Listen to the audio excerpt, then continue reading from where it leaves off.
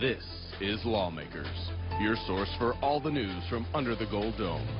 Here are your anchors, and Wandy Lawson and David Zelski. Good evening, everyone. And as you can see, the state Senate is still hard at work tonight. The Senate calendar contains 36 House bills today. They had 37 yesterday. And with only 2 legislative days remaining before sine die, we may expect a lot of hard work from both chambers in an attempt to get bills passed before the midnight deadline on Friday. Now, tonight's program will include House Speaker Glenn Richardson again leading the charge on tax reform, this time by restoring House provisions that were cut by the Senate. A measure that prevents local governments from enacting stricter water restrictions than the state also passes the Senate. And a bill to give vouchers to students who attend underperforming schools hits a snag in the House. But first, our top story tonight, House Speaker Glenn Richardson makes another attempt at tax cuts in the House. The House comes back with another shot at tax reform. Lawmakers Sandra Parrish now joins us live with more. Sandra. In Wandy, with a House plan to eliminate the car tag tax and the Senate's plan to reduce state income tax, Speaker Glenn Richardson took to the well today to introduce a compromise plan that includes both. You see, we thought property tax reform was the best thing to give to Georgians. The Senate said it was income tax reform. And I say, I tell you what, let's just give them both. The House amended H.R. 1246 to its original language, letting voters decide in November whether to eliminate ad valorem taxes on cars. It also includes a freeze on property assessments, but takes out the governor's quarter-mile state property tax elimination.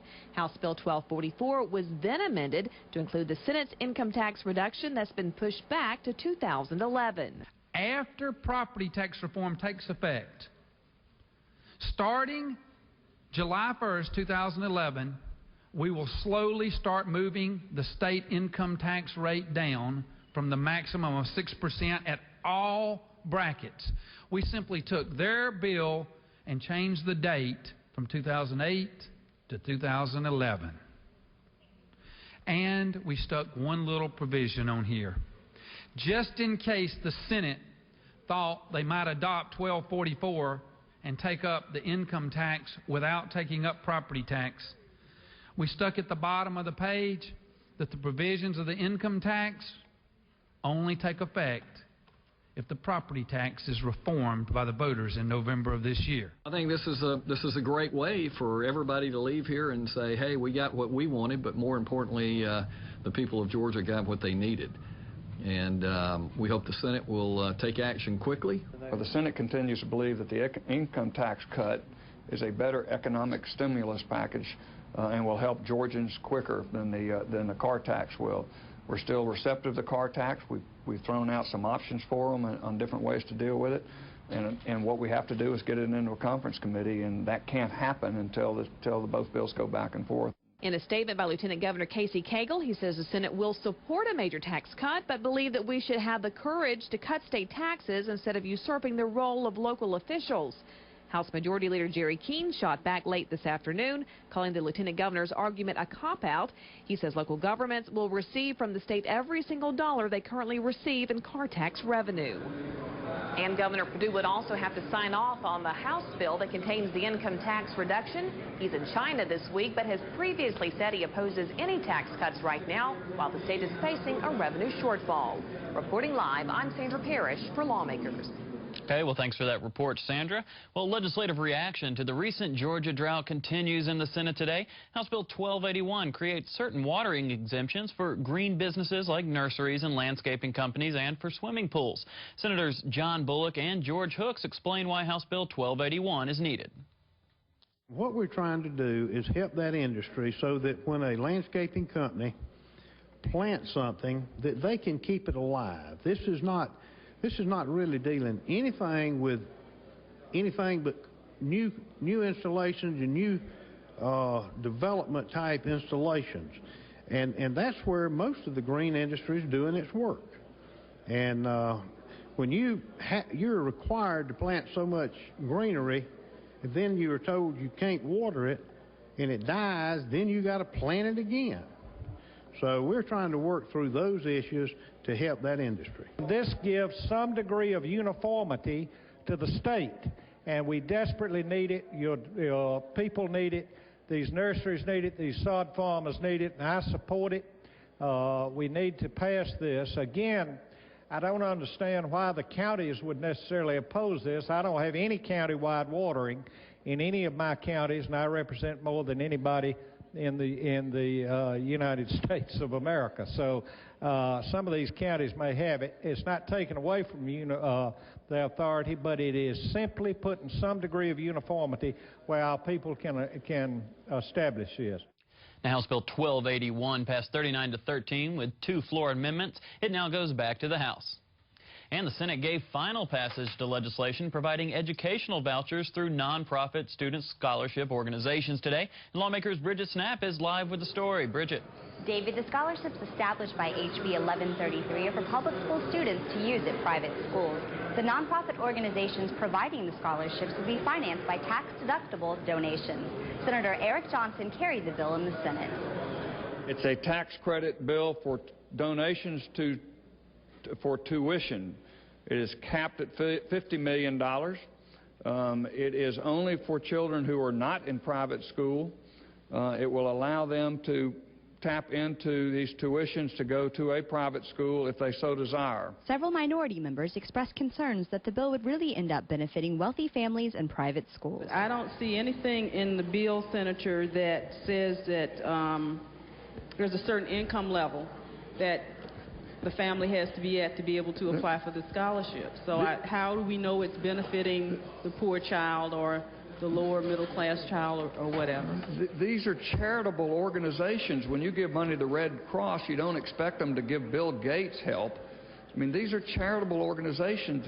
They're not going to go to children who are already in a private school, and why would somebody with an income of $250,000 apply for a scholarship? You think they're going to give it to them? But is it not so that what I'm saying to you is we're passing a law in which you name the specific private school through an SSO to which your donation is going to go to? Is it not true that 9 times out of 10 you can end up seeing those parents' child going to that school, especially when they're in elementary school? And doesn't this make us support 2 public education systems, 2 education systems?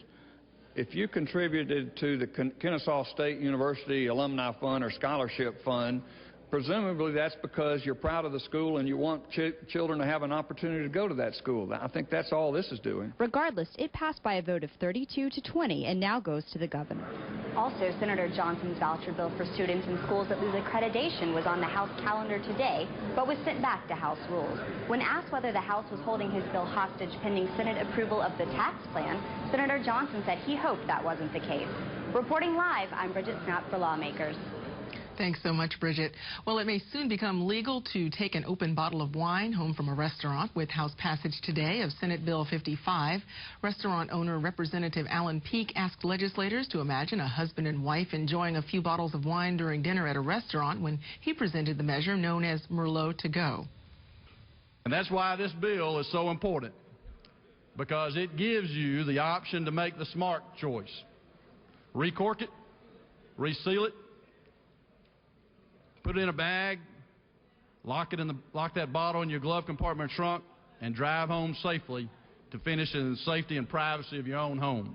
Can we also possibly picture the scenario of a husband and wife, bottle of wine between them, also wrapped around a tree? We could, Representative Bearden, but what I'm hoping is that through this bill is that it really provides a safety measure. This will allow folks, before they get to that point, to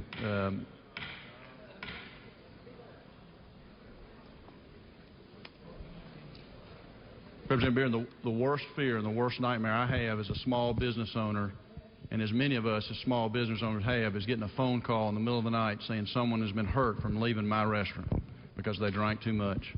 What I sincerely believe is that this bill helps protect that from happening. It allows the person to make the smart choice, cork that bottle, recork it, take it home, don't get to the point where they are inebriated, but enjoy that wine in the privacy of their own home so that the citizens of our state are safer.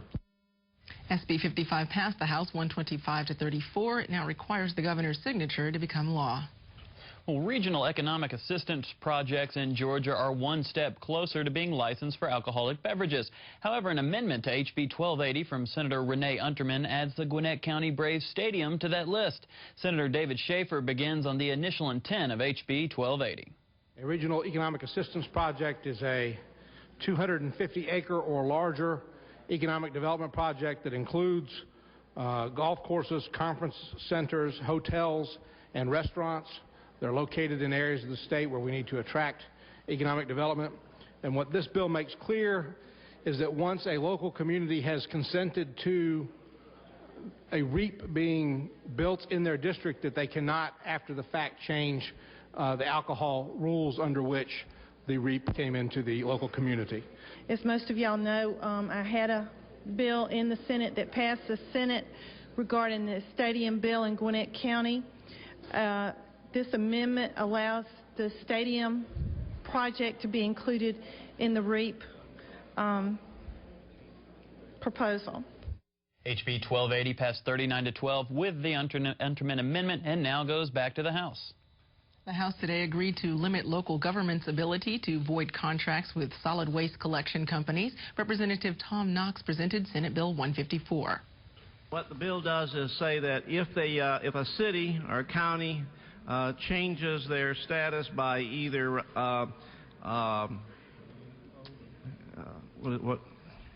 taking on a new area or giving up new area in their jurisdiction, that whoever the successor government agency is cannot invalidate the contract that the hauler has with those particular businesses. As is normal in the waning days of the session, amendments were proposed. Protection for dumpster companies. It only concerns open roll-off dumpsters that are 22 feet or less. An addition of recyclers to the bill. Clearly we have an incentive to recycle in our communities. We take products that otherwise will be going into the trash stream, and we are able to turn these into economic valuable things. So I think we ought to ensure that we're covering recycling in this bill as well as trash collection. And a provision for allocating tax dollars to new cities. It's a bill that simply says that collected tax revenues within a special service district can be expended. It's a technical correction to the city that was incorporated. The Jones Amendment as well as the Mills Dumpster Amendment were both successful. The Thomas Recycling Amendment was not. Senate Bill 154 passed 157-15 and returns to the Senate. Legislation dealing with the sale of confiscated guns passed the Senate today. However, Senator Vincent Fort saw HB 333 as a vehicle to add his no-knock warrant legislation. This measure passed the Senate earlier this session but has not been heard in a House committee. Senator Fort explains. My no-knock warrant bill that this body signed off on, when it made its way over to the House, it did not get a fair hearing. It did not get the committed hearing that was promised, and therefore I'm coming to the floor at this moment to offer this amendment to House Bill 333, and so that the Senate's commitment to Fourth Amendment, making sure that people are safe and secure in their own homes. The no-knock measure was ruled not germane by Lieutenant Governor Cagle. Therefore, the Ford Amendment was dropped. HB 333 passed 47-3 and now goes to the governor. Well, former Governor Roy Barnes weighed in on debate about a House measure today to protect consumers from mortgage fraud. It's a good consumer protection bill that protects buyers and sellers of property from receiving bad funds and assures that they receive good funds. Maybe the best explanation is in Governor Barnes' letter, and I quote Governor Barnes here. Senate Bill 355 allows a lender to write a check to a consumer on the day of disbursement. As he closes his letter, he finally states, "You have been misled by lenders' lobbyists for years, and you are about to be misled again. This is common sense. Should a check be written to a consumer when the check is not backed up by a deposit that has cleared the bank? Question mark." I don't know why Mr. Barnes has come out and made the kind of comments he has, because what he is talking to have done, if Mr. Wick's amendment is put through and this language at the end is taken off, let me tell you what's going to happen. You're going to have a consumer go to a loan on a refinance of his home. The bank or the lender is going to have to put the monies in the account at that point in time. that consumer then is going to be paying loan interest on two differing amounts. The committee substitute to Senate Bill 355 passed without the Wicks amendment, 126-24, and returns to the Senate. The House also agreed to add consumer protections to the foreclosure process with the passage of Senate Bill 531. That measure also returns to the Senate. Well, a revised version of the Georgia lemon law passed the Senate today. HB 470 deals with consumer protections for purchased automobiles that don't perform up to expected standards. Senator Michael Meyer von Bremen explains the lemon law and is followed by Senator Judson Hill, whose successful amendment includes larger vehicles bought by small business owners. It makes some changes that are very, very necessary. Just to bring it up to modern times, as an example, in 10-1-782, subparagraph 15 adds as covered vehicles with a gross vehicle weight of not more than 12,000 pounds. The old law was not more than 10,000 pounds. What that basically did was prevent people who bought Hummers from being covered by the consumer lemon law legislation because the Hummers weighed more than the 10,000 pounds. The legislation made changes in what was called a safety-related defect, and instead of giving a manufacturer 2 attempts to repair a safety defect, it now gives the manufacturer only 1 attempt to repair a serious safety defect. This amendment helps those individuals that may have a 25,000-pound truck or a 40,000-pound truck that's licensed to travel across the state of Georgia on our highways. But if they have a lemon vehicle, they have to litigate and they have to go up against a large company and spend hundreds of thousands of dollars. So what we've done here is we've taken off that pound limitation so that if they have a vehicle that weighs a lot more than a Hummer, they can also seek relief and have relief as well. Senator Meyer von Bremen was against the Hill amendment, but again it did pass, so HB 470 now goes back to the House. The House today agrees to Governor Perdue's plan to offer tax relief to employers who offer high-deductible health insurance plans to their workers. Senate Bill 383 returns to the Senate. Now, passage of a bill that would welcome more insurance companies to Georgia drew debate from some who did not agree with floor amendments. Here's the presentation of Senate Bill 213. All this does is give the commissioner the right to waive some part of the retaliation if that insurer might bring prices down or be more competitive in our state or help us in a competitive nature.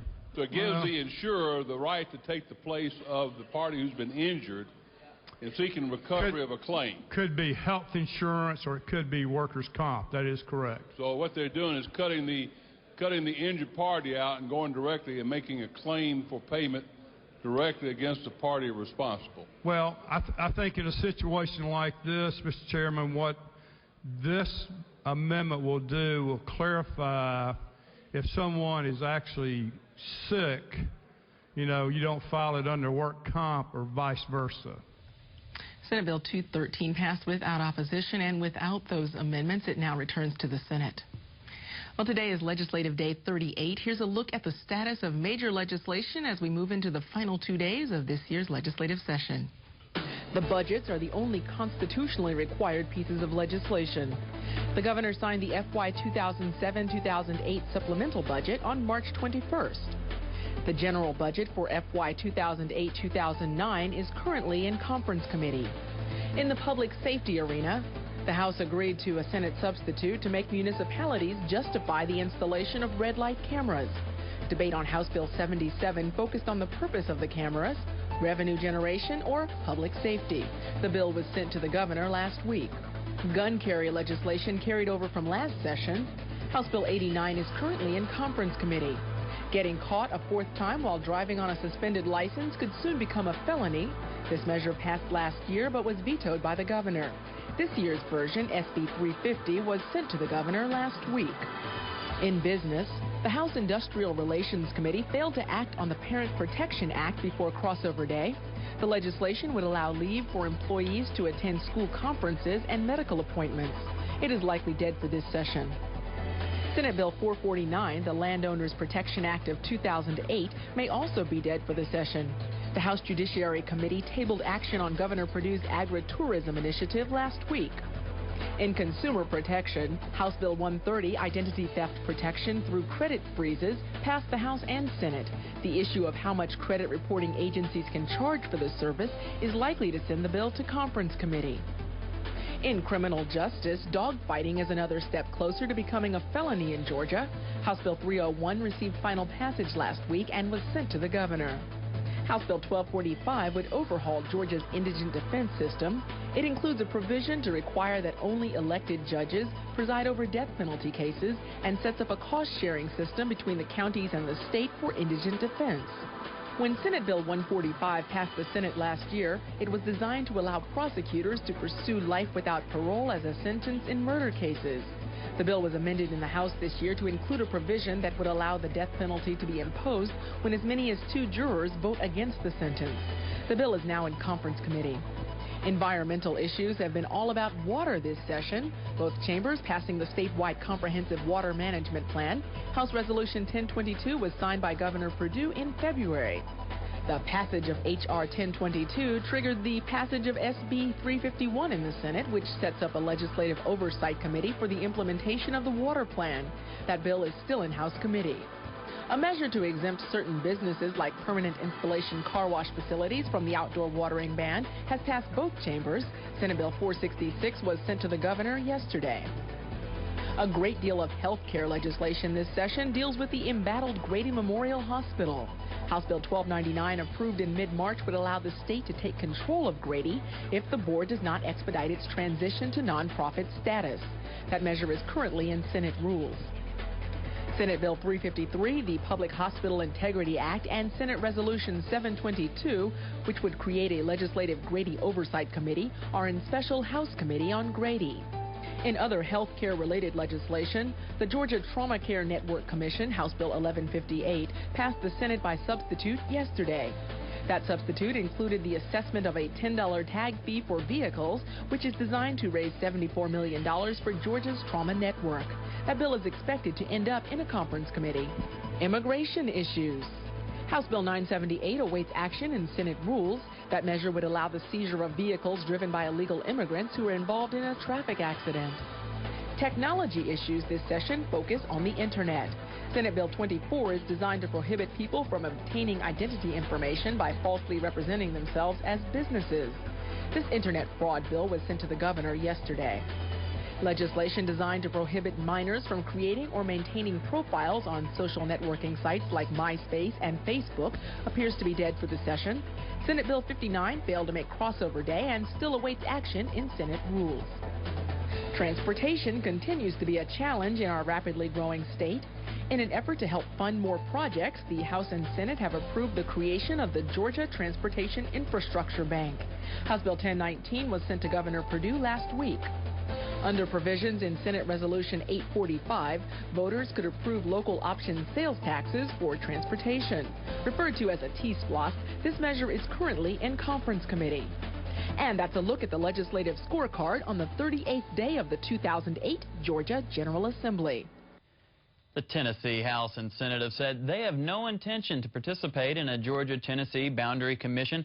Earlier this session, the Georgia House and Senate passed a resolution to establish a commission to look into the Georgia-Tennessee border dispute, which actually dates back to a survey error made in the early 19th century. The dispute has been seen by some as a move for drought-stricken Georgia to gain access to the Tennessee River, which partially runs through the disputed area. The Conference Committee on Senate Resolution 845, the Transportation Special Local Option Sales Tax, or T-SPLOS, met today to hammer out their differences. Representative Vance Smith presented the House offer to Senate members. We went back and tightened up some of the language that has to do with the concerns that had to do with who was calling for the special levy. Transportation District shall levy a sales and use tax. So we tightened and tried to clear that language up. And in the next paragraph, it talks about how we come up with a list and then have a two-thirds vote to approve the list. In order for the proposal to pass, a two-thirds vote of the county commission shall be required. Mr. Chairman, we would like to have time, of course, to go over this, your proposal, and offer you a counter one. And our vision is to meet somewhere in the middle. We can definitely have a type of transportation enhancement SPLOS, T-SPLOS, for the voters to ratify this coming November. And no conclusion on SR 845 was reached today, but we will keep you updated as that conference committee works towards a compromise. Gas and energy prices are on the rise in Georgia and across the country for that matter, so legislation in reaction can be expected soon. Senate Natural Resources and Environment Chairman Ross Tollison took a point of personal privilege this morning to prepare his fellow legislators. I know that there are a lot of truckers out on the interstate and probably going to be around the Capitol because of the fuel prices. It's making it very hard for them to exist. The Senate Natural Resources Committee all summer has worked on a lot of different issues, and this next summer, between campaign stops, we'll be working on a lot of issues. Energy is one of those issues, and we're really getting ourselves in a bind. The cost of energy in the country, and not being able to drill or not being able to build new refineries from long-term issues of getting permits. There's a lot of different issues out there, and creating more alternative energies, which the Senate's been very engaged in creating alternative energies in the state of Georgia, and we've been very successful in the growth of that, but we're way behind the curve. And legislation banning the sale of marijuana-flavored candies to minors is on the Senate calendar today, but has not yet been taken up. Lawmakers Andy Dixon has more on House Bill 280. House Bill 280 was passed by the House last session after being introduced by Representative Judy Manning, although Senator Vincent Ford introduced a nearly identical measure during the 2005 session. As the first author of a bill on this issue, the message we need to be sending to young people is that drugs aren't fun, they're not good, they kill people. The bill was carried by Senator Doug Stoner in the Senate, who invited young people in favor of the legislation to voice their concerns today. For us to do something to prevent people from selling this to minors, because I just think, I don't think anybody would argue that, I think most parents would have a problem that someone is selling a candy that is laced with hemp and marijuana to their children and everything. So I think there's just a real problem with that issue. The bill now awaits placement on the general calendar by Senate rules. Reporting for Lawmakers, I'm Andy Dixon. Well, coming up tomorrow on Lawmakers, it's Legislative Day 39, and there will only be 2 legislative days left until sine die. We'll have all the latest Capitol news coming up tomorrow night on Lawmakers at 7 p.m. If you've missed any part of this Lawmakers broadcast, please tune in when Lawmakers repeats at 5:30 a.m. You can also keep up with all the action under the Gold Dome daily on your local GPB radio station during Morning Edition, All Things Considered, and evenings at 6 p.m. on Georgia Gazette. Now stay tuned for Georgia Outdoors. Tonight's episode features Swanee River Watershed. That program's coming up next here on GPB. And that is our broadcast for this, the 38th Legislative Day of 2008. I'm David Zelski. And I'm Nwandi Lawson. We leave you now with more of the live action from the Senate. Have a great evening. Cannot have assigned to them that claim for liquidated damages. Mr. President, if there are no further questions, I'll yield the well. There are no questions, Senator. Questions on the adoption of the floor amendment by the senator from the 46th to the committee substitute. Is there objection? Hearing none, the amendment is adopted. This has been a production of Georgia Public Broadcasting.